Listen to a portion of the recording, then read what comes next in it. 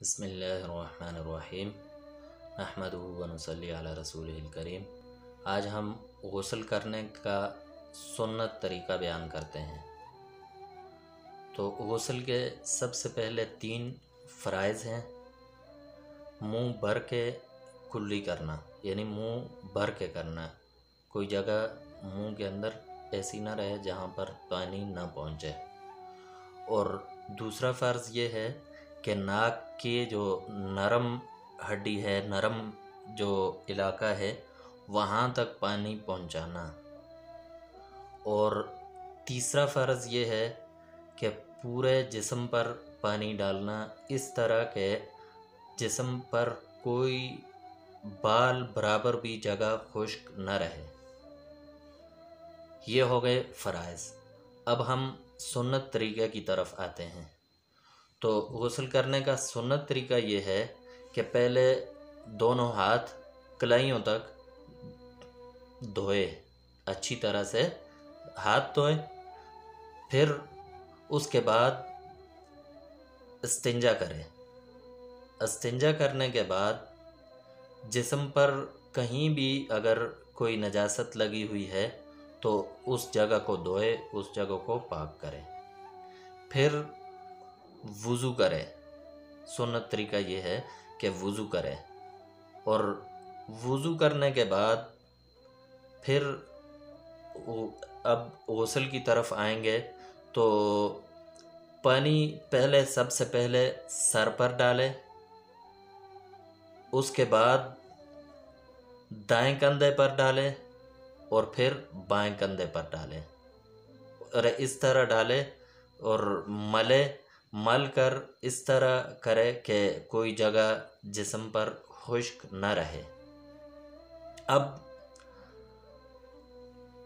ایک بات کا خیال رکھنا چاہیے کہ ہاتھوں میں انگوٹھی وغیرہ لگی ہوئی ہوتی ہے تو وہ اکثر فکس ہوتی ہے، اس کے نیچے پانی نہیں پہنچتا۔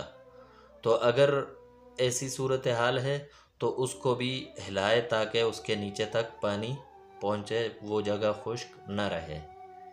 اسی طرح عورتوں کے کانوں میں بالیاں ڈالی ہوئی ہوتی ہیں، اور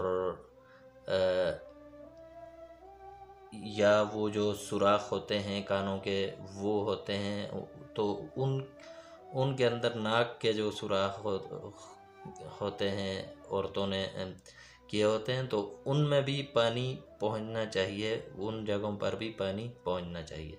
اسی طرح کانوں کا لحاظ بھی کرنا چاہیے، کانوں کے اندر بھی پانی پہنچنا چاہیے، خشک نہ رہے۔ اسی طرح ناف کے جو حصے ہیں وہاں پر بھی پانی پہنچانے کا خیال رکھنا چاہیے۔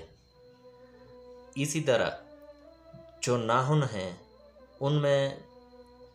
ان پر ایک تو جو پالش لگی ہوئی ہوتی ہے، تو پالش کی صورت میں تو غسل نہیں ہوتا۔ ایسی صورت میں پہلے پالش کو دور کرنا چاہیے، پھر غسل کرنا چاہیے۔ پالش کے نیچے پانی نہیں پہنچتا۔ مہندی وغیرہ لگی ہوئی ہو تو کوئی حرج نہیں ہے، کیونکہ مہندی ایک رنگ ہی ہوتا ہے، پانی نیچے پہنچتا ہے۔ تو اسی طرح بالوں کی جڑوں کا خیال رکھنا چاہیے کہ بالوں کی جڑوں تک پانی پہنچنا چاہیے، بالوں کی جڑیں خشک نہیں رہنی چاہیے۔ غرض تمام چیزوں کا خیال رکھنا چاہیے تاکہ ہمارا غسل صحیح ہو اور سنت طریقے سے ہم ادا کریں۔ اور غسل کے اندر اس چیز کا خاص خیال رکھیں کہ قبلے کی طرف اور قبلہ رخ نہ ہو، قبلے کی طرف چہرہ نہ ہو، اور پشت بھی قبلے کی طرف نہ ہو۔ یہ چند آداب ہیں، اللہ تبارک و تعالی ہمیں ان پر عمل کرنے کی توفیق عطا فرمائے، اور صحیح معنوں میں غسل کر کے اپنی عبادات کرنے کی توفیق عطا فرمائے۔ وآخر دعوانا